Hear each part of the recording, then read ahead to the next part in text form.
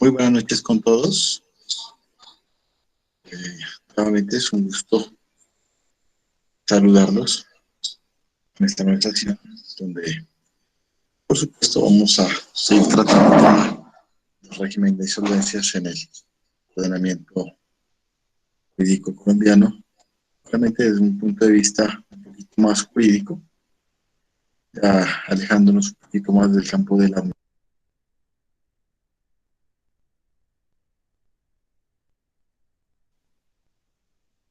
En ese orden de ideas, pues sí, me gustaría que en esta oportunidad ustedes, quienes son los directores interlocutores y eh, las personas a las cuales va dirigido este curso, sí me gustaría encarecidamente, mm, me gustaría un poquito más de participación frente al tratamiento de las temáticas, que de esto se trata, de compartir, crear un foro y de esta manera organizar las, los procedimientos que vamos siguiendo poco a poco para encantar lo que este régimen nos trae con, con relación al aprendizaje de lo que tiene que ver insolvencia. Bueno, nosotros en la clase anterior pues, quisiera hacer unas breves reflexiones de lo que nos hablamos y vimos algunas circunstancias pendientes a ver mmm, sobre la delimitación, les dije, del problema. Por eso hablamos un poquito sobre a quiénes va dirigido el curso, perdón, el régimen de insolvencia.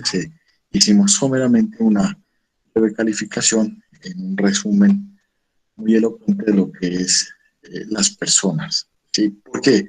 Porque es a partir de ahí donde nosotros tenemos que arrancar para delimitar el campo de acción de la ley de insolvencias correspondiente a,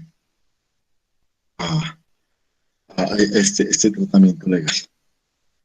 Bueno, en este entendido, eh, voy a retomar algunos conceptos básicos que vienen del ordenamiento del Código de Comercio colombiano. ¿Por qué Código de Comercio? Por lo siguiente. Actualmente nuestra legislación de comercio, que es una ley de 1970, reglamenta solamente los actos entre personas comerciantes. Es decir, que las personas que adquieran esta calidad, por supuesto, van a tener el tratamiento indicado en la ley 1116 del año de 2006, con el propósito de poder realizar un proceso de insolvencia o de reestructuración. Ahora bien, ¿cuál es la importancia de, de determinar esta cuestión? Miren, dentro del ejercicio normal de las actividades de comercio, ¿sí? Necesariamente nosotros tenemos que observar que la insolvencia o esos trámites están diseñados para sobrellevar una crisis o para solventar la misma. ¿Sí?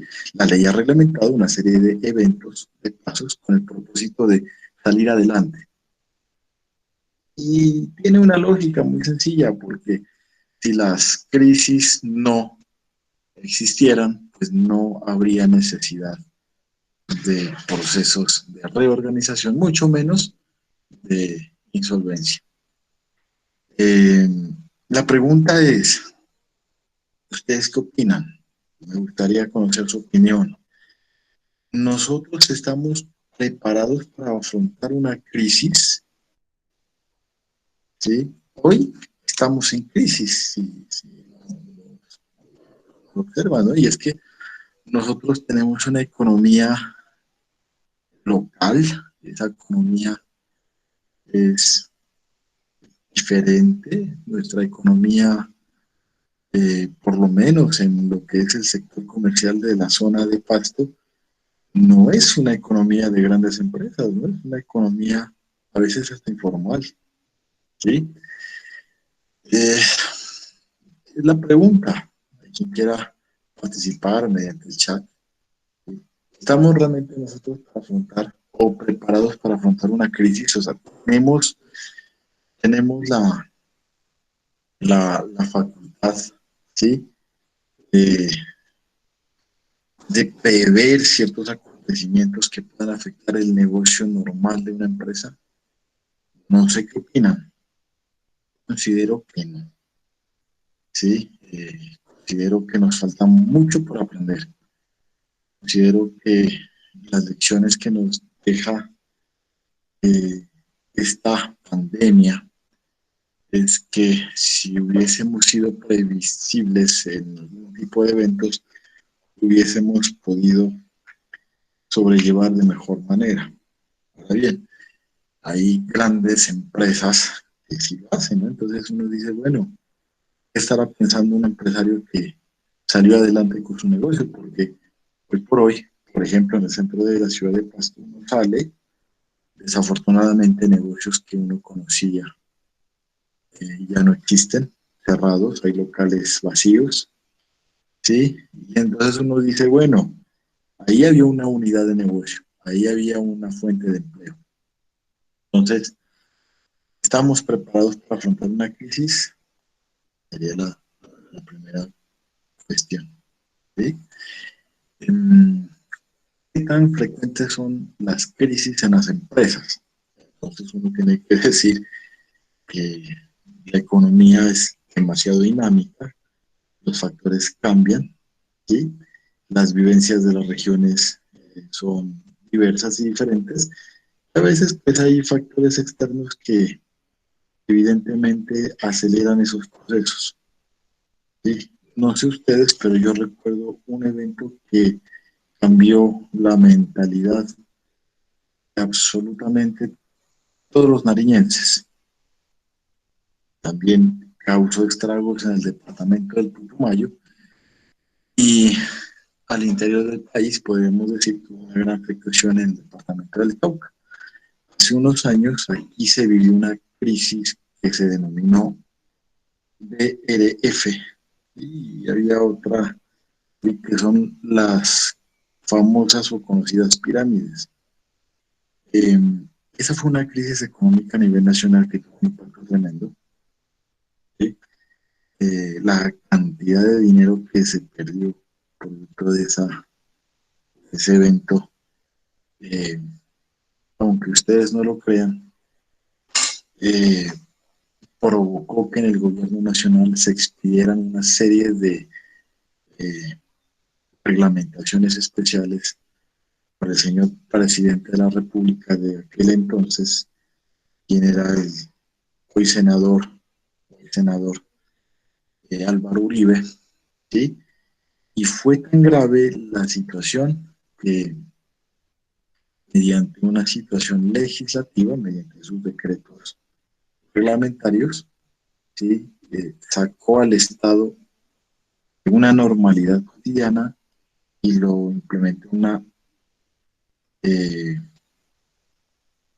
implementó una serie de decretos como que hizo una emergencia económica. Para que ustedes me hagan una comprensión de lo que les trato de dar en este mensaje es, mis estimados estudiantes, hoy, hace unos meses, el presidente de la República, por la cuestión del coronavirus, sacó unos decretos extraordinarios decretando una emergencia sanitaria. ¿Sí? Ocurrió lo mismo, pero desde el punto de vista económico en esa oportunidad. ¿Sí? Ahí ya me están eh, compañeros están diciendo, sí, efectivamente no tenemos, no tenemos, eh, no tenemos preparación para la crisis. Ahí es, ahí es lo que viene a tratar el tema de la insolvencia, lo que viene a trabajar el tema de la insolvencia. Ahora bien, por ejemplo, Rubén Muñoz nos escribe lo siguiente: San Juan de Pasto no está preparado para este tipo de situaciones, porque nunca se piensa en este tipo de situaciones. Se piensa que este tipo de eventualidades, no se piensa que este tipo de eventualidades suceda. Además, muchas personas, dueñas de empresas, negocios, no cuentan con un plan de acción para mitigar este tipo de riesgos. ¿Sí? Eventualmente, en ocasiones pensamos que tener un negocio solo es abrir el negocio, dar una oración a la Virgencita de las Lajas, las Mercedes, y que entre el dinero y que fluya constantemente. Exactamente, o sea, no hay una preparación. Entonces usted mira que a pesar de que hay muchos negocios en la zona comercial de la ciudad de Pasto, hay mucha informalidad. Entonces podríamos hacer un ejercicio sencillo. Podríamos irnos en la ciudad de Pasto, por supuesto, eh, en la calle 17. Ustedes han visto que esa es una de las zonas que más comercio genera, que hasta los domingos está abierto y hay un gran tráfico y afluencia de personas. Y podríamos hacer una encuesta de los almacenes y podríamos incluso mirar si dentro de esos almacenes, a pesar de estar constituidos como una forma asociativa o como un establecimiento de comercio, se cumple por lo menos con las cargas laborales de los empleados. Y nos vamos a dar cuenta que no. Entonces uno podría analizar desde ahí, que obviamente son negocios que se empiezan a inventar y que van creciendo poco a poco y que poco a poco van implementando los factores que la legislación tiene preparado para afrontar cualquier eventualidad. En ese contexto, pues obviamente habrán múltiples factores de crisis, ¿sí? Se subió el dólar, se cayeron los precios del petróleo, eh, hay crisis en la inversión pública, ¿sí? Fuga de capitales. Recuerden que hace unos años la ciudad de Pasto y el departamento de Nariño se vio invadido por ciudadanos extranjeros, principalmente del Ecuador, aprovechando el buen precio del dólar. Entonces, la crisis que se generó con la fuga del capital en la frontera fue tremenda. Y para nosotros maravilloso, fue una época de bonanza. ¿Sí? Era común ir a un centro comercial y no encontrar espacio para estacionar tu vehículo porque los vehículos que estaban estacionados generalmente tenían placas ecuatorianas. Entonces, mire, el contexto de crisis es el que provoca necesariamente el proceso de insolvencia. Reitero, si la crisis no se da al interior de una empresa, pues, por supuesto, eh, no habría necesidad de liquidar, ¿sí? De reorganizar la deuda o de pagar las acreencias. Bueno, mmm, reflexión de la crisis.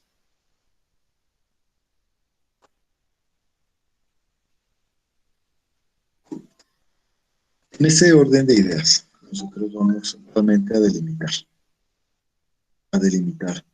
el campo de aplicación. ¿Sí? Eh, eh, el régimen de insolvencia en el marco jurídico en el ordenamiento colombiano. Vamos a delimitarlo bien. ¿Sí? En este momento voy a leer textualmente lo que dicen unas normas. Cito y abro comillas el artículo 10 del Código Comercial. El derecho es derecho, el derecho tiene una connotación también interesante y es que cambia mucho el sentido, cambia mucho la aplicación. Posiblemente esta definición que les lea ahora en un año ya no sea la misma o sea un poco más asentada. Recuerdo que en la sesión anterior les expresé que hay un proyecto de reforma de este código, conjuntamente con el Código de Civil, eh, para unificarlos en una sola legislación. Además, porque el Código Civil también tiene más de 100 años y algunas reglamentaciones que tiene ese código realmente son un poco desacertadas para el momento social que estamos viviendo. Por ejemplo, en aquel código hay sí, circunstancias donde dice que para que una mujer sea reconocida como esposa de un caballero, tiene que ser presentada formalmente por el caballero. Entonces, miren que son situaciones que violentan mucho la dignidad de personas, que las costumbres en esa época cambiaban. ¿sí? Y a veces hay disposiciones de esa legislación, como por ejemplo, que para que trabajase una dama tenía que pedirle permiso al marido. Entonces, mire que son circunstancias que tienen que reformarse. Necesariamente el código tiene que reformarse. Pues, y ni qué hablar de las formas modernas, ¿no? De matrimonios que se están viendo entre parejas del mismo sexo, pues ese código nada de eso le reglamenta. Eh, Continúo, abro comillas, artículo 10. Son comerciantes las personas que profesionalmente se ocupan en alguna de las actividades que la ley considera mercantiles. La calidad de comerciante se adquiere aunque la actividad mercantil se ejerza por medio de apoderado, intermediario o por interpuesta persona. Es decir, la persona puede ejercer actos de comercio otorgando poder o nombrando una persona para que lo represente. La pregunta interesante es, bueno, eh, eh, ¿cuáles son las actividades de comercio? ¿Sí? Antes, una intercesión, que la señora Celina Lucía Tobar nos dice que se escucha entrecortado, no sé si es así para todos, pero ya sería como alguna discusión de internet. Sin embargo, esta sesión se va a subir a la plataforma inmediatamente se acabe, está siendo grabada, por supuesto, entonces vería que si de pronto no se entiende bien el mensaje, lo podríamos retomar ahí. ¿Sí? Entonces le voy a escribir el mensaje.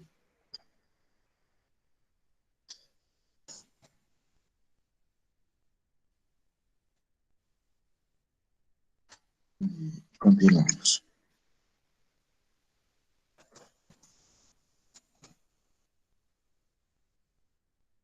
Está bien. Eh, las actividades comerciales, ¿sí?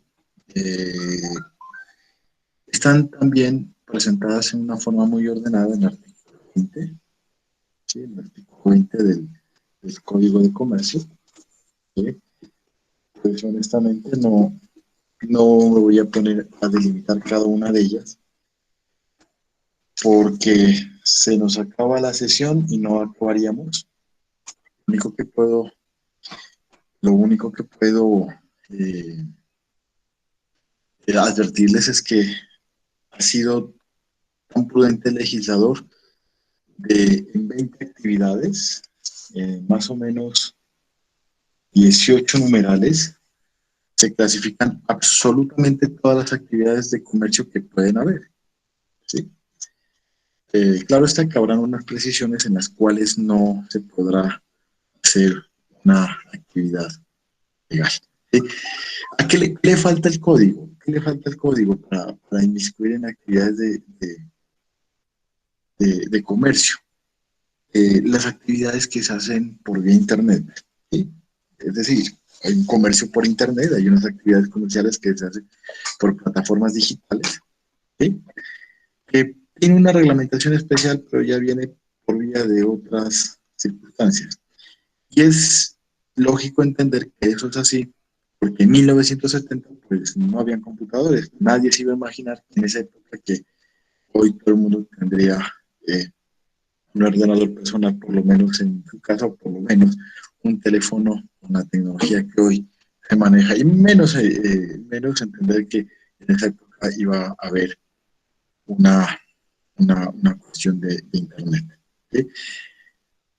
En ese contexto, esos son los comerciantes. Ahora bien, me voy a remitir directamente a lo que dice la ley 1016. Permítame un momento.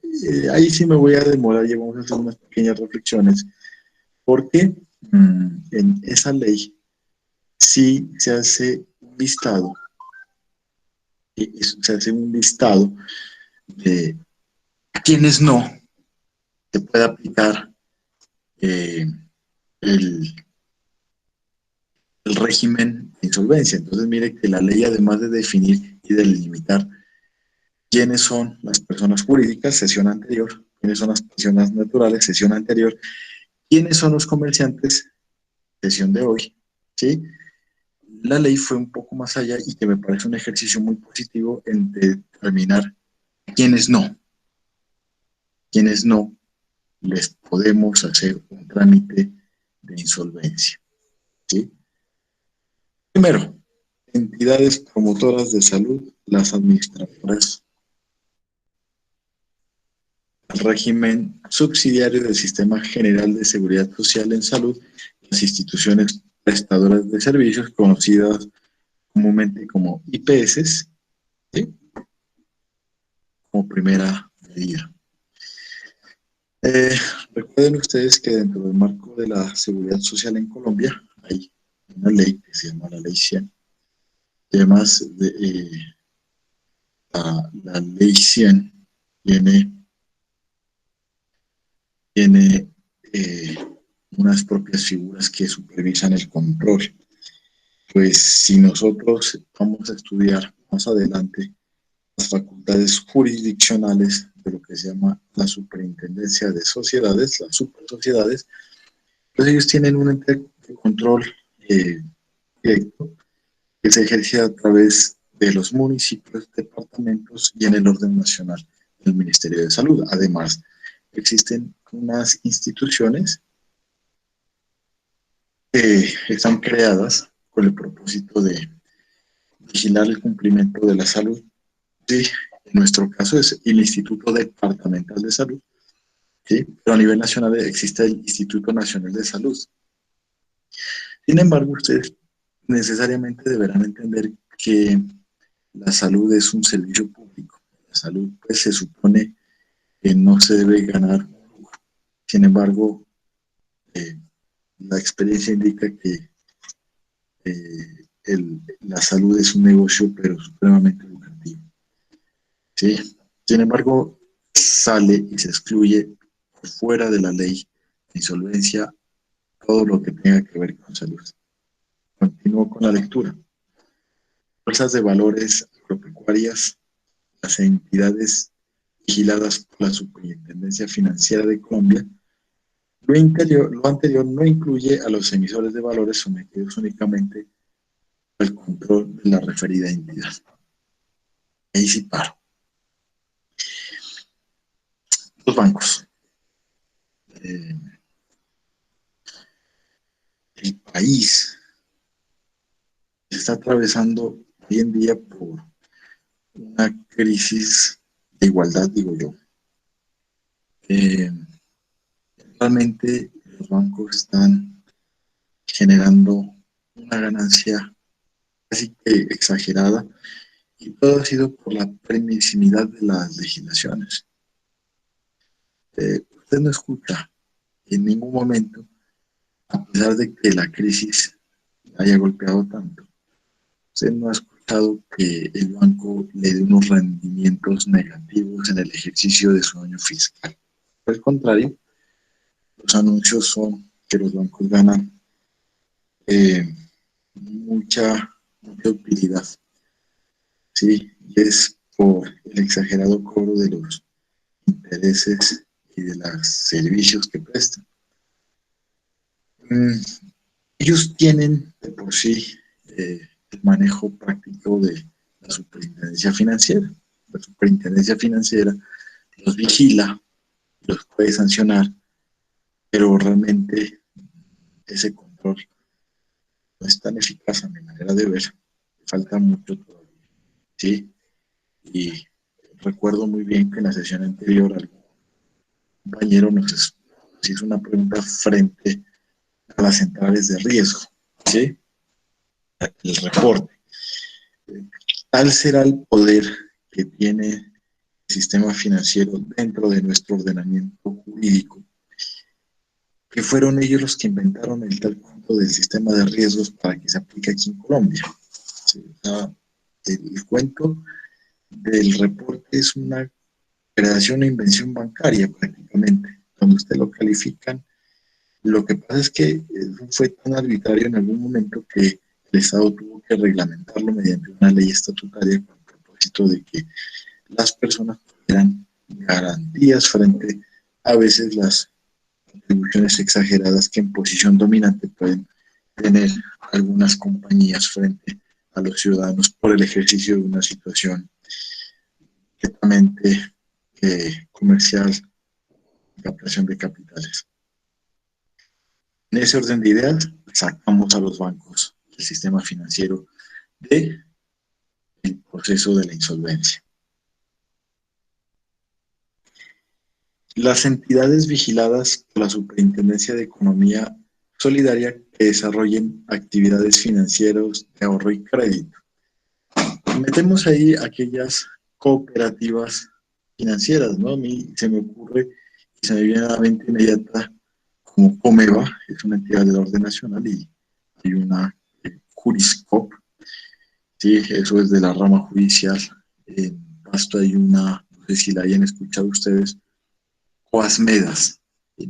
Saquen a todas esas cooperativas que tienen el propósito financiero inmiscuido dentro del ejercicio normal de sus negocios. Al principio se convierten en cooperativas, pero con el crecimiento exponencial poco a poco se van transformando en bancos. Continuó las entidades de derecho público, entidades territoriales y descentralizadas. Y esa sí pues tiene una lógica, pues las entidades descentralizadas se encuentran inmersas en un ejercicio de administración de poder totalmente diferente. ¿Cuáles son esas entidades descentralizadas? Son aquellas que cumplen unas funciones para prestar unos servicios.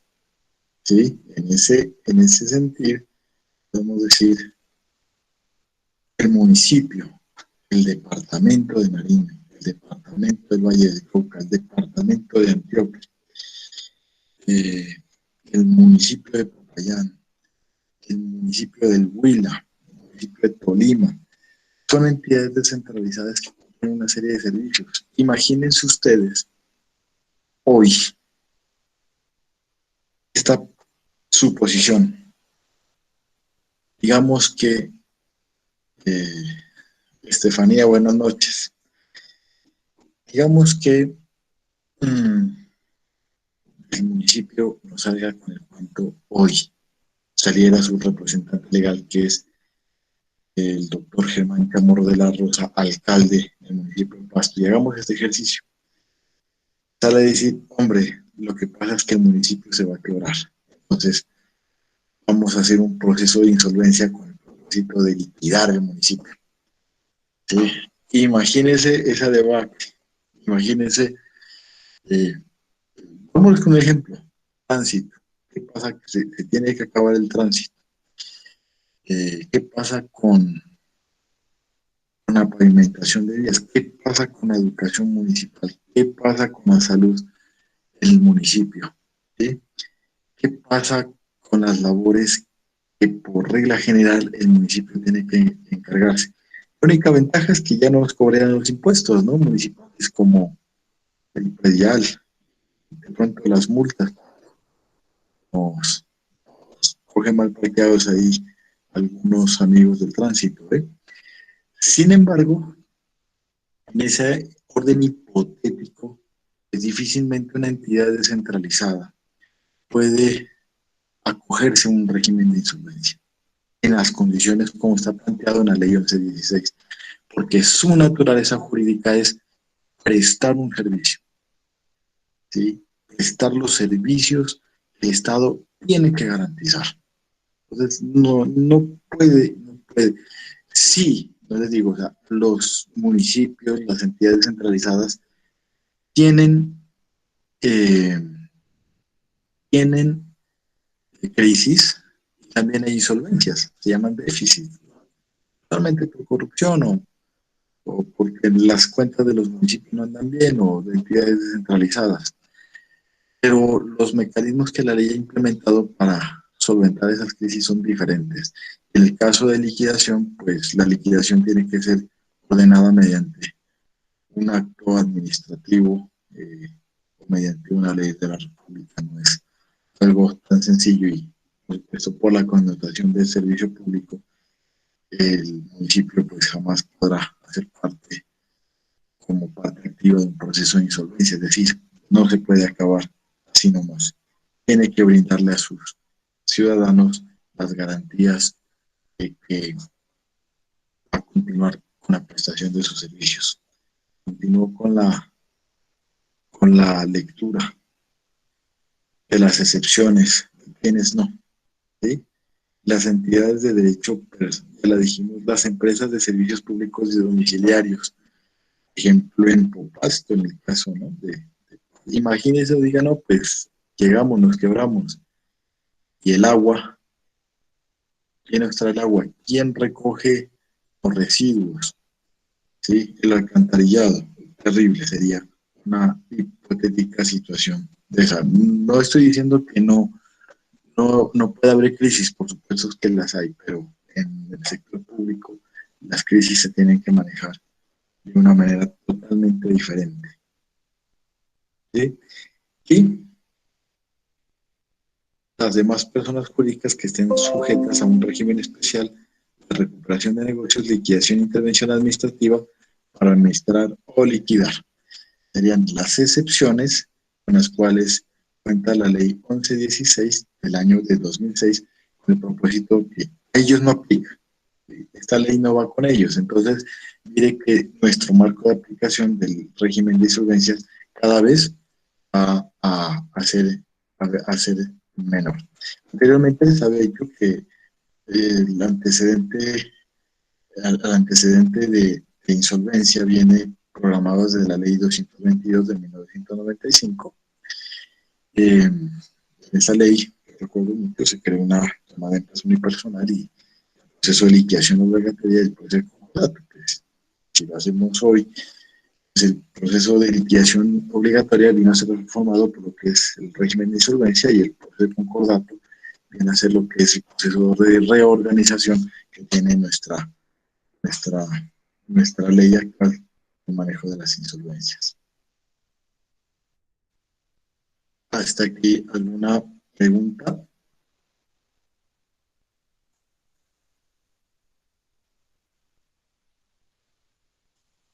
Bueno, 1116, la ley 1116 del año 2006 nos planteó desde su promulgación unos objetivos que son sencillos de entender.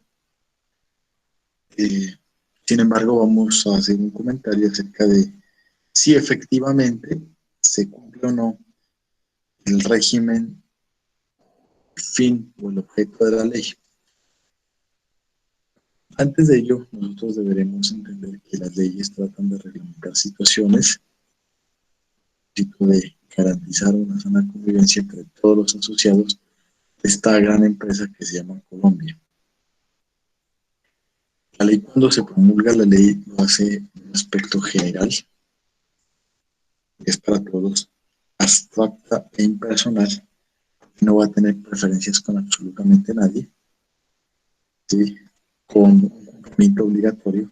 Es más, dentro del valor agregado de la ley, podríamos decir, como regla general, el desconocimiento de la ley sirve de excusa. Es decir, usted no puede acusar el no conocimiento para irla, que sería la única manera de permitir que la ley sea efectiva. De lo contrario, uno podría excusarse, es que yo no sabía. Por ejemplo, en el caso más práctico de una, una infracción de tránsito. Es que yo no sabía que aquí no me podía estacionar. Entonces no soy responsable por esa infracción. Entonces, así no funciona la ley. Y dentro de su campo de aplicación y determinación, cada ley tiene efectivamente que cumplir un fin específico dentro de todo el ordenamiento y del andamiaje general. Dentro de ello, por supuesto, encontramos el objetivo general del régimen de insolvencia es protección del crédito, recuperación de la empresa y la protección del empleo. Frente a eso sí hay que hacer una breve connotación, ¿sí? En el siguiente sentido. Resulta que nosotros hoy por hoy tenemos un régimen, digamos, legal que soporta la obligación que una persona puede contraer, o bien con un particular, o bien con un tercero, o bien con una entidad financiera. ¿Cómo usualmente se hace una deuda? Finalmente es con el estudio de una capacidad de crédito, es decir, la persona que quiere cometer no está bien expresado, la persona que quiere acceder a un préstamo mutuo, préstamo financiero, debe acreditar una serie de condiciones y en una empresa es muy normal que en el giro normal de los negocios las empresas tengan una buena capacidad de endeudamiento. Cuando la empresa hace esa actividad, la empresa en algún momento va a soportar su obligación con una garantía. Generalmente la garantía viene promediada por el ingreso, ¿sí? Pero no sé ustedes si se hayan dado cuenta que los bancos esencialmente, ¿sí? Cuando soportan una obligación a la persona, a la empresa que accede al crédito, tiene que firmar alguna serie de documentos sin los cuales no pudiese efectivamente soportar esa obligación. Es decir, hacen firmar lo de esta y lo de la otra vida. Es más, hace algunos años, no recuerdo exactamente qué ley, ¿sí? Se prohibió que esos documentos estén en un tipo de letra los cuales no se vean fácilmente comprensibles.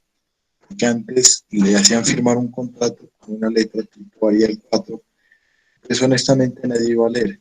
Honestamente hoy prácticamente no lee nadie esos contratos. Imagínense lo que era en ese tiempo. Ahora por lo menos los contratos están diseñados con un tipo de letra que son más legibles. En ese entendido, esas obligaciones financieras siempre se soportan con lo que se llaman los famosos títulos valores. ¿Cuáles son esos? Son unos documentos que se firman por una persona en los cuales se obliga a pagar una condición o una suma líquida de dinero más unos intereses, eh, con un documento que expresa literalmente un derecho a favor de la persona que hizo ese crédito. ¿Cómo usualmente los conocemos? Una letra de cambio, esas amarillas que venden en la tienda de barrio, eh, más elaborados para las entidades financieras, unos pagarés, ¿sí? En el comercio encontramos las facturas cambiarias, ¿sí? Podemos girar cheques, ¿sí? Y ahí, en esos documentos, las obligaciones surten a la vida jurídica. Entonces, cuando la ley dijo, protejamos el crédito, la ley dijo, hombre, la práctica de los acreedores es un objetivo primordial. Y si analizamos el artículo primero de la ley 1116, el primer objetivo en relación es la protección del crédito. Entonces, desde ya les anticipo, el régimen de insolvencia pretende proteger todas las garantías crediticias en favor del sistema financiero, en favor de los acreedores, en favor de terceros que no tengan esa calidad, de comerciantes o de entidad financiera, que pueden ser civiles, la deuda, los recursos, ¿sí? ¿Cómo lo hace? Con la optimización de los bienes de capital que las personas o las empresas tengan o la utilidad tenga con el propósito de hacerse pago integral en algún momento de esa creencia. Para allá va, ¿sí? Para que dentro del proceso se garantice, si no se puede rescatar la empresa, por lo menos paguemos las deudas, ¿sí?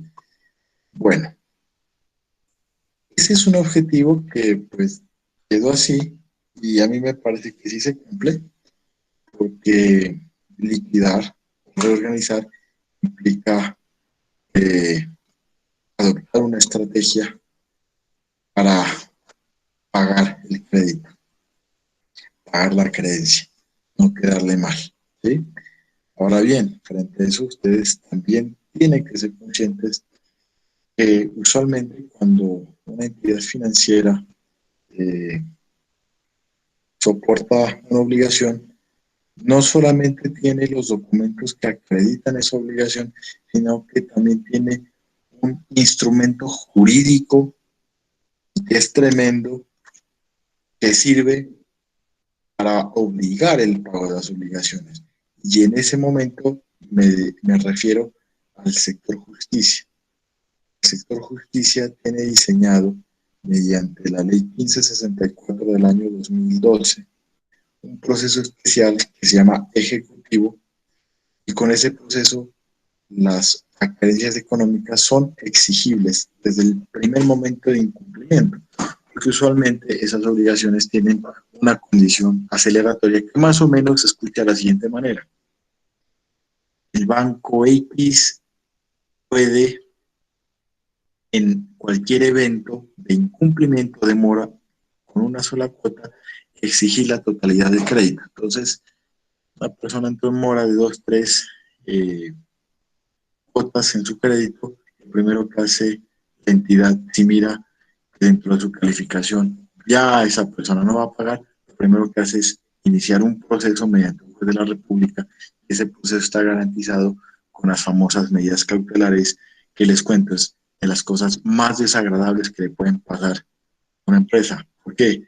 Porque esa medida cautelar tiene el propósito de congelar los bienes, los activos, dinero, cuentas, salarios, ¿sí? Y congelarlos y depositarlos en una cuenta. Y si de pronto la medida cautelar recae sobre algún tipo de bien mueble o inmueble sujeto a registro, como por ejemplo un automotor, nave o aeronave, o un bien inmueble, que prohíbe que ese bien o ese dinero que fue embargado se utilice máxime para pagar esa obligación en primera medida. Esa es el arma que tienen absolutamente todas las entidades financieras. ¿Qué ocurre? Que con el régimen de solvencia vamos a tener la ventaja de que, si bien puedan estar esos procesos mediante jueces en contra de una empresa, que vamos a poder detener esas medidas cautelares y trasladarlas al juez de insolvencia o a la autoridad administrativa de insolvencia para que tomen las decisiones allá. Entonces, esa es una de las grandes ventajas, ¿no? La protección del crédito mediante los trámites que se requieren para que el régimen o para que la protección del crédito sea efectiva.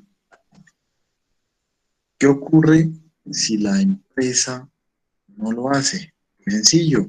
Los acreedores de la, digamos, en palabras coloquiales, los acreedores se devoran todos los activos de capital que se pueda embargar de una empresa. Y ojo, en los procesos ejecutivos primero se paga el interés. Una vez se subsana el interés, se salda el interés, viene el pago a los capitales. Por eso esos procesos son supremamente costosos. Además, se liquidan frente a un interés que puede oscilar entre el 2 y el 2.5, y además de ello, a la persona que tiene que asumir el costo de ese proceso ejecutivo, se le cobran unas expensas, unas agencias de derecho. En ese orden de ideas, de algo tienen que vivir los abogados, que usualmente, para que se hagan una idea, hasta una cuantía cerca de los 50 millones de pesos va a ser como del 7%, y dependiendo del incremento, llegará a ser valorada entre 10 o 15% sobre el capital más intereses. Entonces, mire que esas armas legales y jurídicas que tienen los acreedores para hacer exigibles sus créditos u obligaciones son devastadores y que honestamente acabarían una empresa. Y si no nos vamos más allá, ¿sí? Eh,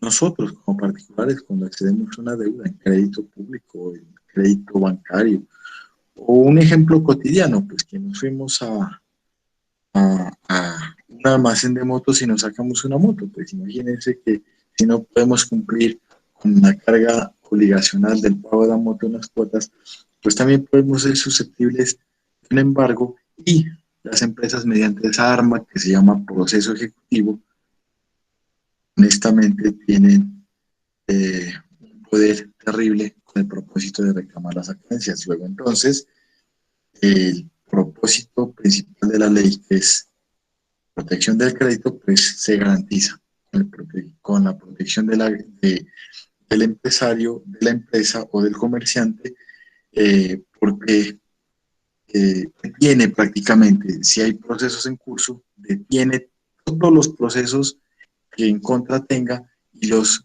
limita a un solo procedimiento con la garantía de que cese tal ataque y que se detengan el cobro excesivo de los intereses. Recuperación de la empresa. ¿Sí? Para terminar la sesión de hoy, hablaremos de la recuperación de la empresa y de la protección del empleo. ¿Sí? Y continuaremos, por supuesto, ya programaremos las siguientes. Y ahí sí, les quisiera hacer a ustedes una pregunta y quien se atreva a comentar, así sea por el chat. ¿Será posible que mediante un proceso de insolvencia nosotros podamos recuperar la empresa, recuperar la actividad económica o no? No sé qué visión podrían tener ustedes en este entendido.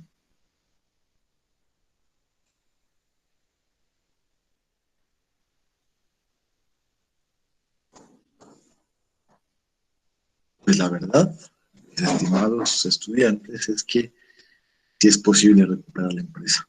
¿Sí? De hecho, es uno de los pilares de este proceso, es tratar de rescatar la empresa. ¿Sí? ¿Cómo lo haces? Con la protección del crédito, con la redistribución de los activos, con el estudio pormenorizado de algunos agentes que van a entrar en estos procesos y que le pueden dar una viabilidad. ¿Sí? Con la consecución de nuevos créditos, ¿sí? Con el mejoramiento de los sectores de riesgo eh, y con un ejercicio consensuado tanto del empresario como de los acreedores, porque recuerden ustedes que este es un proceso redireccionado no solamente a la persona que está en dificultades, empresa, dígase, forma asociativa, empresario o comerciante, sino también es un proceso que le va a brindar garantías a los acreedores para que ellos continúen con su acreencia, pero también algo muy importante, pues en la medida en que un empresario pueda salir de la crisis, pues el cliente de los acreedores pues no se pierde. Es decir, va a haber una redistribución de deuda. Una persona es cliente de un proveedor para hacer retroventa de activos, de bienes y servicios, pues a esta persona que le confía sus mercancías, no le interesa que él se quiebre, le interesa es que él recupere y que le siga comprando, porque ese era el negocio de la otra persona. Entonces, mediante este régimen de insolvencia, sí se logra este, este objetivo principal. Sí, pero aquí ya no vamos a hablar de insolvencia, vamos a hablar de reorganización. ¿Sí? Posteriormente vamos a estudiar paso a paso la reorganización dentro de un proceso administrativo judicial. Por último, el empleo. ¿Sí? Ese tiene una connotación complicada, es que el empleo, eh, además de ser necesario para una actividad comercial, el empleo tiene un enfoque desde el punto de vista de derecho eh, más complicado. De hecho, tiene un régimen conocido como el Código Sustantivo del Trabajo, donde se establecen unas pautas, unas garantías y unas condiciones laborales. Es una legislación que data de los años de 1940. Ha tenido unas reformas importantes, la primera en 1990, bajo el gobierno de Regente Gaviria, y una reforma muy criticada, hecho en los gobiernos posteriores, principalmente del doctor Álvaro Uribe Vélez, cuando fue presidente. Se menguaron algunas horas extras, se ampliaron los horarios laborales y posteriormente en el gobierno del doctor Juan Manuel Santos, pues se trató en alguna medida de revertir esa reforma del año 2002, ¿sí? Tratando de volver en algo al régimen implantado en la ley 50, me parece, del 1990. ¿Sí? Y es que cuando hablas de derecho laboral o trabajadores, hay una cuestión complicada porque no solamente implica manejar eh, pasivo crediticio, sino también manejar pasivo laboral. Y no nos digamos mentiras, las empresas viven gracias a sus trabajadores, si no, no fuera posible el negocio. Sí, nosotros en Colombia no es que tengamos el mejor régimen laboral. Sí, por supuesto, hay muchos críticos que dicen que el régimen laboral de Colombia no es adecuado. Nos falta un crecimiento. Tenemos un salario mínimo alrededor de, ¿qué será? 877.000 pesos, no recuerdo bien. Ese es un indicador de los peores salarios mínimos. Tiene una carga prestacional conocida por ustedes, cesantías, intereses de cesantías, de servicios, prima, perdón, para las personas que ganan menos de 2 salarios mínimos, lo que se llama popularmente una dotación, que es un vestido y calzado para laborar, un subsidio de transporte, ¿sí? Eventualmente, cuando haya una convención colectiva, podrían darse otro tipo de creencias como prima de Navidad, ¿sí? Entonces, el derecho de vacaciones, por supuesto, ¿sí? El pago de la seguridad social, que sería salud, riesgos, eh, pensión, ¿sí?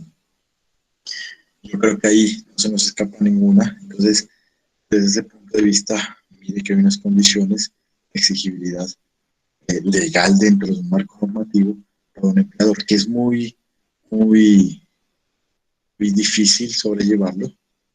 Un empresario organizado, cada vez que paga un sueldo, tiene que ahorrar el 30% del sueldo que paga con el propósito de asumir la carga prestacional. ¿Sí? Y con la desventaja, y eso sí es a favor de los trabajadores,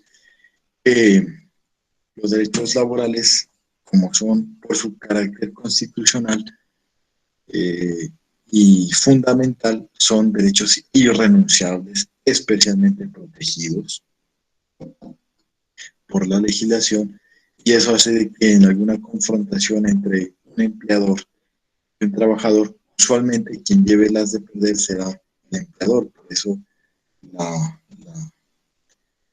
práctica que tienen al interior de la empresa en que la misma sea orientada por una persona que tenga conocimiento, no solamente en el trato con las personas, que sería el trato misional, sino el conocimiento legal y reglamentario sobre hasta dónde van los derechos de los trabajadores y hasta dónde van los derechos de los empleadores, con el propósito de que eso no sea un impasse complicado.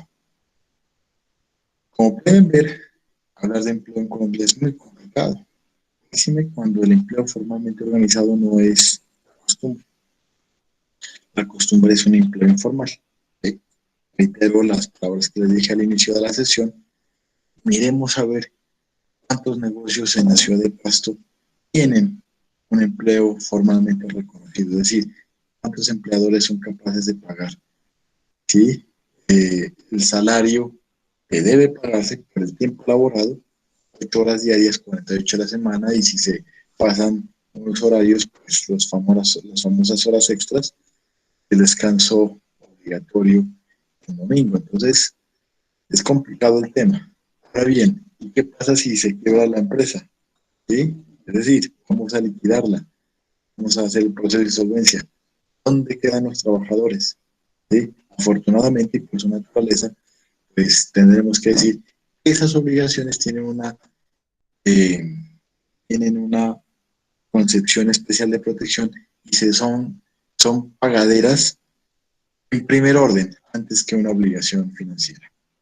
En ese entendido, me parece también que la ley cumple con el objetivo porque sí protege a la empresa en la medida en que se pueda recuperar, pues lo usual es que los trabajadores conserven sus puestos de trabajo. Si miramos, por hoy eso es una gran garantía porque el déficit que tenemos de empleo es muy alto. Con la cuestión de pandemia se acrecentó esa cuestión. Bueno, creía yo que podríamos dejar la sesión del día de hoy en esa cuestión. ¿Alguna sugerencia o recomendación de los compañeros? No sé si la clase se está escuchando en, en debida forma. Eh, Solamente tuve 2 o 3 intervenciones. Gracias por, por, por participar. Y me gustaría que en las próximas sesiones lo hiciéramos un poquito más dinámico, con el propósito de que vamos a tener un mejor ejercicio. Muy bien, Manuela Serrano dice que está claro el tema. Hoy tratamos de delimitar el ejercicio de acción de esta ley. Como pueden ver, ya iniciamos como tal el estudio del régimen de insolvencias, viendo frente a quiénes aplica, quiénes no aplica, y por supuesto, los fines de esta ley. Realmente, ¿para qué sirve? Al final del curso ustedes van a hacer esa reflexión. ¿Sí sirve o no sí sirve? O no sirve, perdón. ¿Sí? Eso es todo por el día de hoy. Les agradezco su participación. ¿Sí? Eh, Estamos ya con más agilidad en la plataforma. Estamos subiendo ya las presentaciones y los videos. Vamos a tratar de subirlo cuanto antes. Espero hacer el trabajo hoy o mañana más tardar estará para que puedan ustedes tener este video con el propósito de seguir la presentación de este tema. Bueno, mis estimados estudiantes, por mi parte, me quedo conforme. Creo que hicimos un buen ejercicio hoy. Avanzamos el tema. ¿Sí? Estudiamos un poco de código de comercio. Eh, iniciamos el estudio de la ley 1116 del año 2006 y quedo atento a los foros, las preguntas que ustedes puedan sugerir, recomendaciones. Estamos pendientes de ese trabajo. De mi parte, pues les deseo que pasen una feliz noche y ya estamos programando la próxima sesión. Y sí, por favor, espero un poquito más de, de, de participación. Por supuesto que las diapositivas sí están en la plataforma, ya voy a encargar de subirlas, no se preocupen. Con todo gusto, señor Rubén. Vale, muchachos, les agradezco mucho a ustedes la atención prestada en esta sesión. Muchas gracias.